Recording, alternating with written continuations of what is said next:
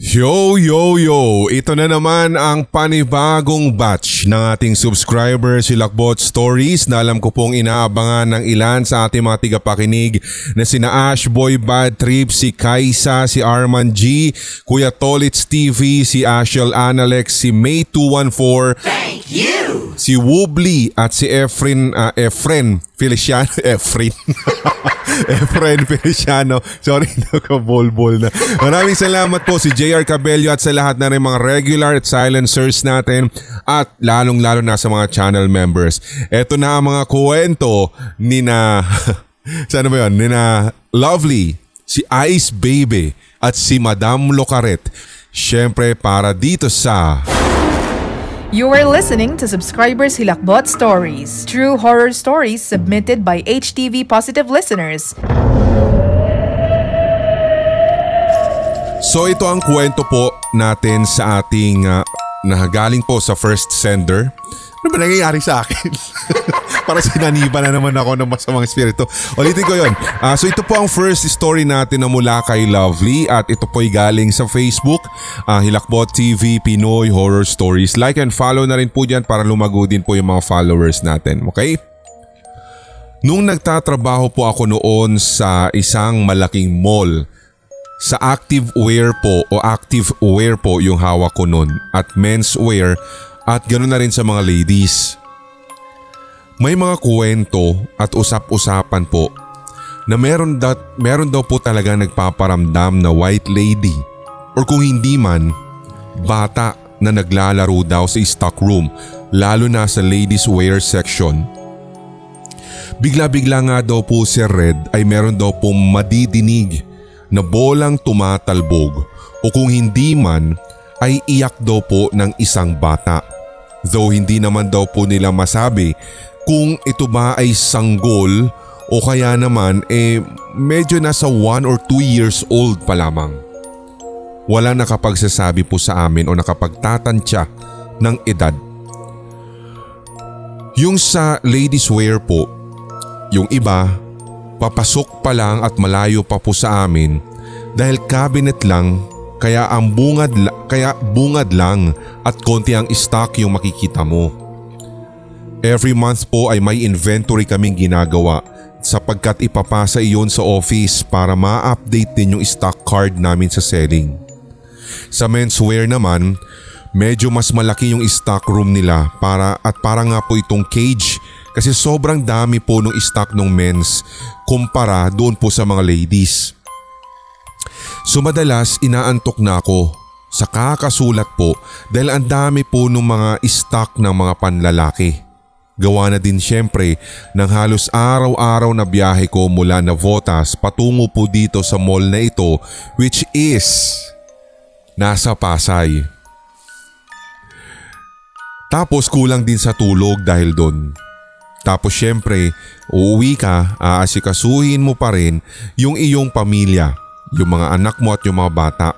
Ganon din bago ka umalis. So sobrang nakakapagod po ng biyahe.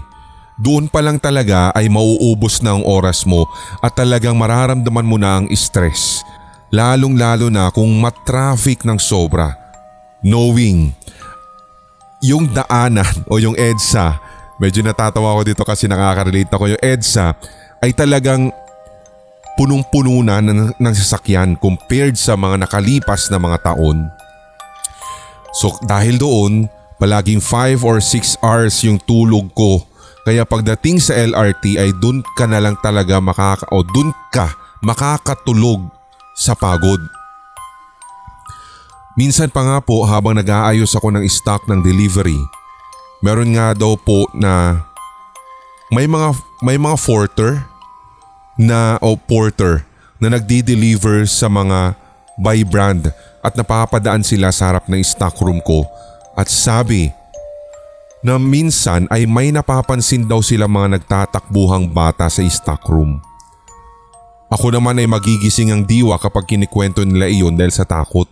Kaya binibilisan ko yung pag-aayos doon sa stock room at hindi din talaga kami nagpapaiwan lalo kapag malapit na ring magsara yung store.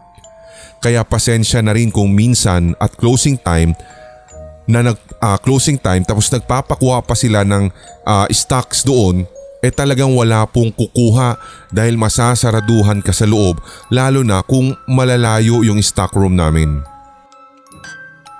Anong pong Octor?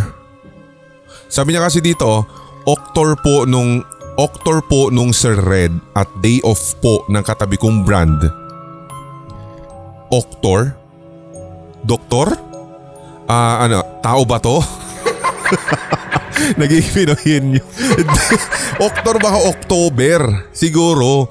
Napaiksi. Pasensya na, talagang unedited version po ito. Tsaka as much as possible, gusto ko yung raw na raw talaga itong ating SHS para pati yung ating reaction ay raw na raw kahit naiinis po yung iba. At hanggang sa ngayon, pang ilang episode na ito, hindi pa rin magets kung ano po yung format ng segment na ito. Para magkagayon man.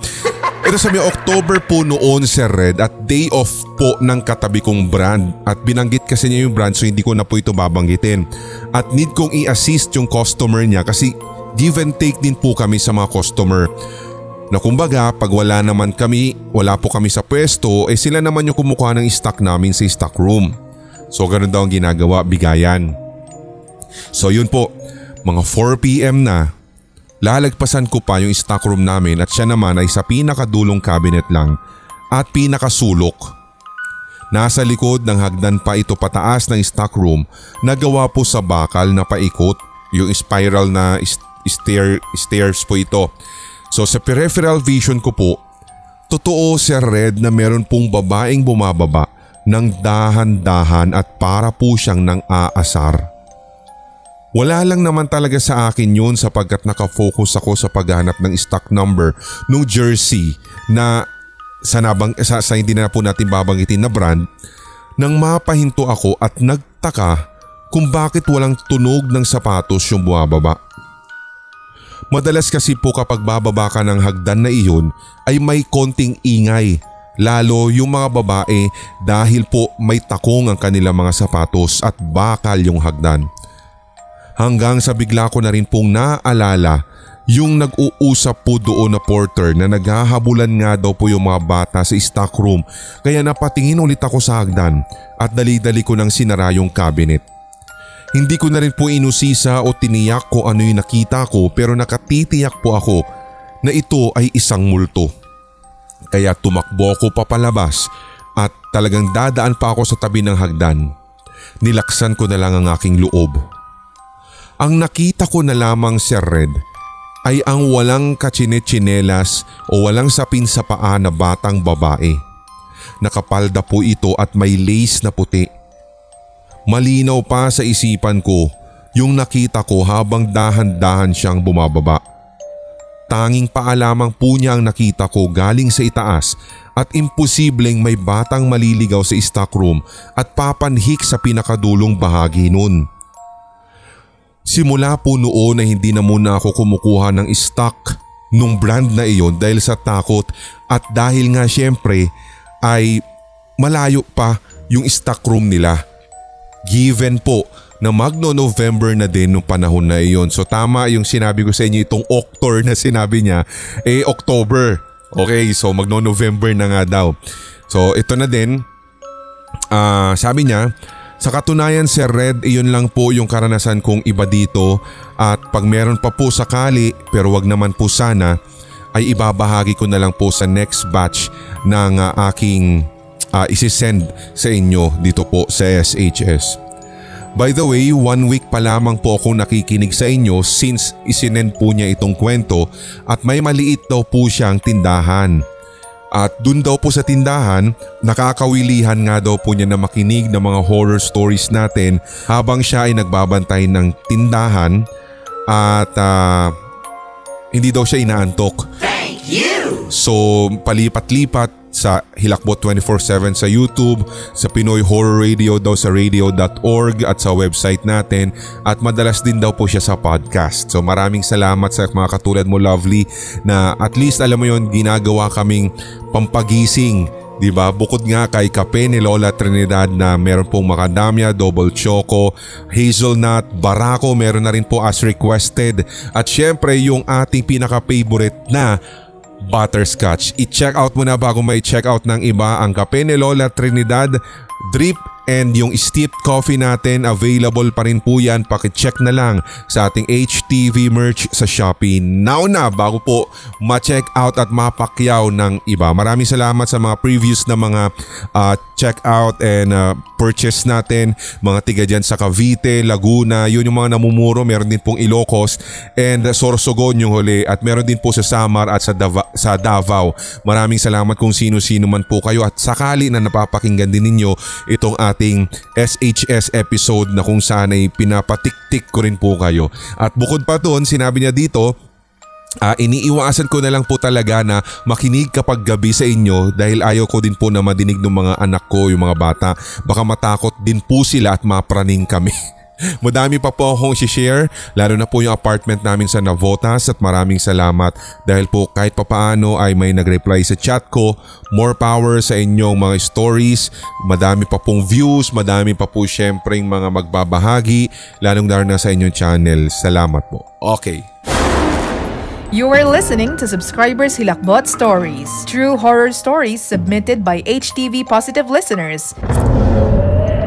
Maraming salamat din Lovely sa mga kind words na yan at sana'y magdilang anghel ka. Babalikan ka namin pag nagkaroon na kami ng mga million views, ng mga million subscribers, alam mo yon, ng mga shares, di ba? Maraming salamat, sana magdilang anghel kayo dahil yun lang din naman kahit papaano yung mga, alam mo yung mga tanging hiling lang din natin na mag-boom pa rin yung mga channel natin, brother, YouTube channels natin katulad po nito. Anyway, when it comes dito sa kwentong ito, hindi na po ito bago dahil hindi ko rin po alam kung anong klase bang pagsasalin-salin ng mga kwentos generation by generation.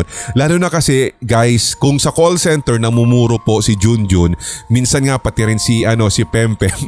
Pempem kung ano pa mga pangalan, 'di ba? Si Chichi, kung ano mga pinapangalan kasi nila, 'di ba sa mga sa mga batang nagmumultos sa mga call center, for example. Ano nga ba daw kasi ito bakit may mga batang multo sa mga establishmento na ito kahit na maliwanag, kahit na matao? Maniwala na lang tayo o sa hindi doon sa sinasabi nga ng mga, sabihin man natin na ito'y panakot lamang ng mga nakatatanda o ng mga matatanda noon na kapag may nawawalang bata, alam nyo na yan, yung dugo daw po niya ay inihahalo sa semento daw po ng mga gagawin, mga bagong building, mga bagong yung mga pundasyon ng tulay, ano pa ba, yung mga kung saan-saan pa mga hinahalo, di ba? Yung dugo daw, pampatibay daw na mga ganito. Hindi na rin po ito nalalayo sa mga palagi na pong napagkukwentuhan sa mga establishments katulad nito para daw tumibay yung pundasyon. Pag may earthquake, hindi daw, alam mo yung mga ganyan, mga kasimple na mga, di ba, na ewan natin kung gaano katotoo kasi ako hindi pa naman ako nakakakita. Pero pagdating po sa Japanese naman, meron silang mga kwento tungkol dito, yung Hitobashira tinatawag. Hindi ko alam kung tama yung pronunciation ko pero Hitobashira or Hitobashira. Yun yung naman, pinapalaman nila yung mismong tao sa wall.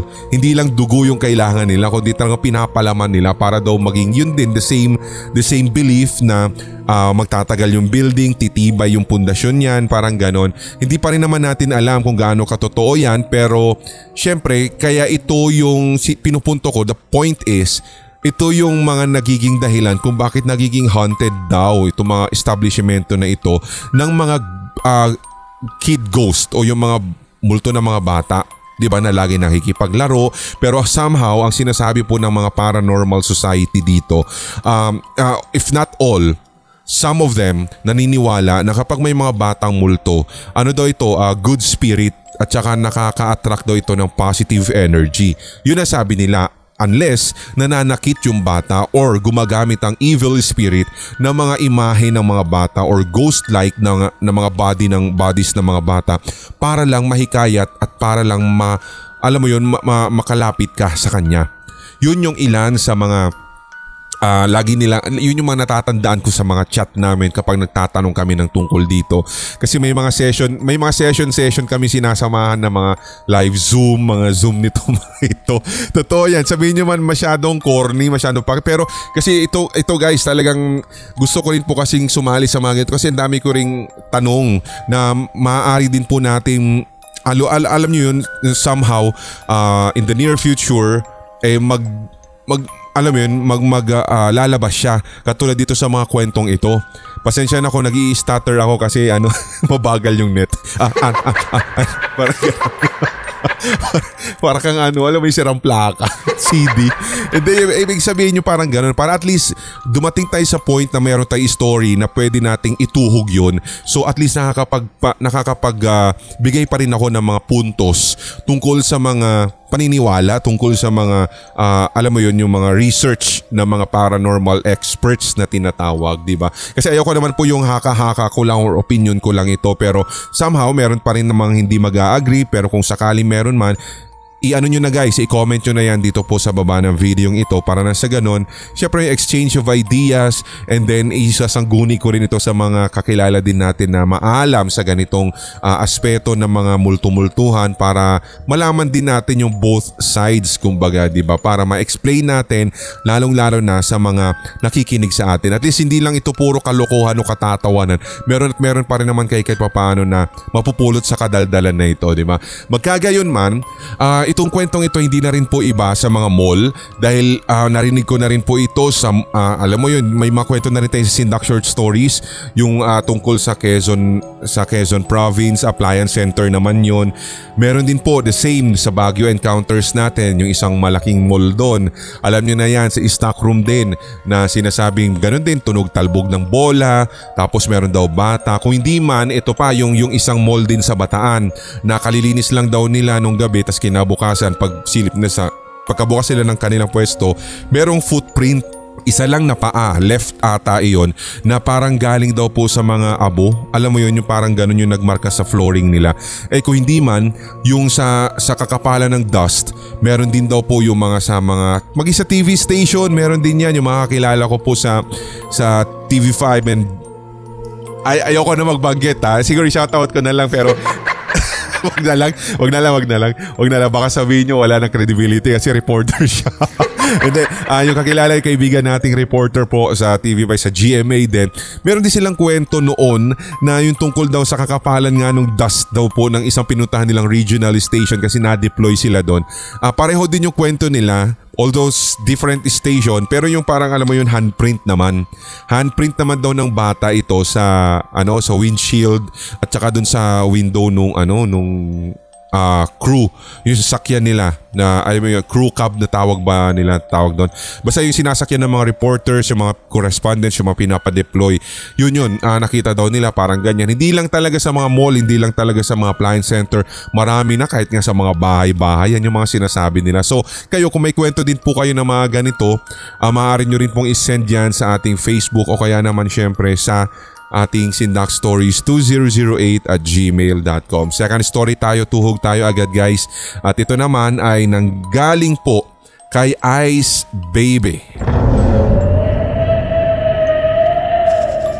You are listening to Subscribers Hilakbot Stories, true horror stories submitted by HTV Positive listeners.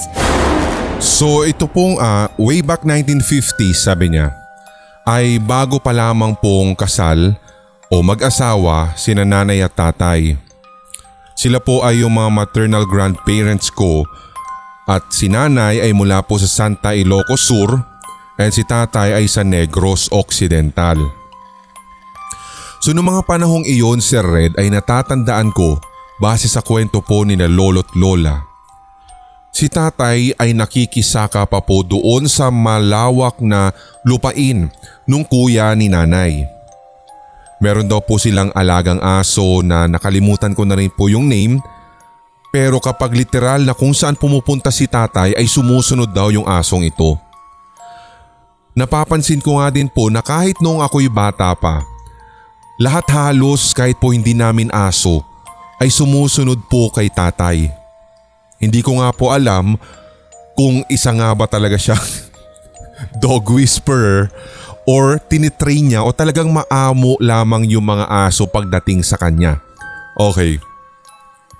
So gumawa po sila ng kubo na malapit po doon sa bukid para gawing imbakan din ng palay. O kaya naman kapag minsan napapagod po siya ay hindi na po siya umuuwi at doon na lamang po siya natutulog para at least meron din pong bantay yung mismong mga ani. Nung time daw po na medyo ginabi na siya at nangyari ang kwentong ito, napagdesisyonan daw po ni tatay na doon na matulog sa kubo-kubong iyon. Hindi pa nga daw po tapos talaga yung kubo totally kasi meron pa po itong hindi pa nakokoberan na sa wally wall. Yung isang side nga ay hindi pa po ito na ikakabit pero doon na lamang po nila ipinapasok yung mga inani po nilang mga palay. So nung gabing iyon habang siya daw po ay nakahiga sa kama, yung kalahating katawan lamang daw po niya yung nakakulambo. Yung tiyan lang pababa kasi yung tiyan pababa lamang po yung nakakulambo kasi naninigarilyo pa po siya noon. Nagpapaantok pa nga daw po itong si tatay at talagang kahit papaano'y pilit niya nang inuubos yung sigarilyo. Hanggang sa pagpikit daw po niya, may nadinig po siyang kaluskos sa labas ng kubo. Kaya ang akala daw po niya ay ito yung mga aso. Kaya sinabihan na lamang niyang umakyat ang mga ito at umakyat talaga yung mga aso. Hanggang sa naramdaman daw po niyang may umakyat sa kama niya. Ang akala po niya ay tumabi sa kanya yung aso kaya hindi pa rin siya nagmulat. Hanggang sa ito na nga si Red, may sumakal na po kay tatay. Nanlaban siya pero for some unknown reason, hindi niya maimulat yung mga mata niya. Sa kanyang pakiramdam, ang sumasakal daw po sa kanya ay parang unggoy na mabalahibo yung braso. Umusal daw po siya ng dasal si Red dahil alam niya na ito ay isa ng aswang o kung hindi man ay maligno. Nang maidilat niya ang mga mata, sakto naaninagan pa niya ang karipas o ang pag-alis nitong sumasakal sa kanya. Pero hindi daw po niya ito nakita ng buo. Nadinig na lamang niya na tumalon daw po ito sa lupa galing sa kubo.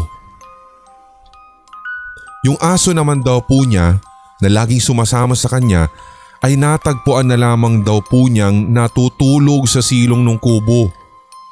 Ginising nga daw po niya yung aso at pinaakyat sa kubo at baka mamaya raw mapagkamalan niya na naman na aso niya yung gumagawa ng kaluskos. You are listening to Subscribers Hilakbot Stories, true horror stories submitted by HTV Positive listeners. Maraming salamat sa kwentong ibinahagi mo. Ito po ay galing sa ating email sindakstories2008@gmail.com. Ito ay mula kay Ice Baby. Kayo po guys, kung ano ba sa palagay ninyo yung sumakal daw sa kanya, maligno ba yun or baka 'di ba aswang? Or hindi kaya't bangungot talaga yung nangyari, 'di ba? Well, hindi natin alam pero magkagayon man, comment nyo na lang guys kung ano yung sa pakiwari nyo o baka baka kapre or tikbalang na yung 'di ba? Yung sumakal dito sa sa kanyang tatay, 'di ba? Kayo po i-comment nyo na lang kung sino sa pag-aakala or sino po sa pakiramdam ninyo yung may gawa o elementong may gawa nito sa tatay po or sa lolo nitong si Ice Baby. Third story naman tayo at ito naman po ay mula kay Madam Locaret at ito po ay ibinahagi naman niya sa ating Facebook, ang Hilakbot TV Pinoy Horror Stories. So medyo maikli lamang daw at ito daw yon. You are listening to Subscribers Hilakbot Stories, true horror stories submitted by HTV Positive listeners. Sa pagkakatanda ko noon, Sir Red, it was 11:21 na po ng gabi. So pumunta po ako sa bahay and check the TV kung meron pa bang replay ng basketball. So napatingin po ako sa kitchen for no apparent reason at all. And then I saw a girl dressed in white at naka-shirt po ito. Papalabas siya ng bahay actually. Sa pakiwari ko nga yung ate ko po ito at dahil sa akala ko nga si ate iyon, pumunta po ako doon sa tabi ng phone sa sala. Ang sabi ko nga sa kanya, Huwag niyang gagamitin ng matagal yung phone kasi gagamit ako ng internet. Bigla po siyang tumingin lang sa akin. So hindi ko na lang po pinansin kung anong magiging reaction. And then I watched the TV at biglang pumasok sa isipan ko na tingnan yung sister ko sa room. Hindi ko alam kung bakit pero pumasok talaga ako sa room niya. And guess what? Tulog na tulog yung sister ko doon sa Red. At doon talaga ako dinalaw. Talagang dinalaw ha. Hindi ka nilamon ha. Nang laksa-laksang hilakbot. Para bang yung tenga ko po at lahat ng aking mga manliliit, maninipis na balahibo sa katawan ay nagsitayuan. Nagtapang-tapangan ako kaya I went out at tinurn off ko pa nga yung TV. At pagkatapos ay tumakbo na po ako sa aking kwarto at talagang nagtalukbong na ng kumot.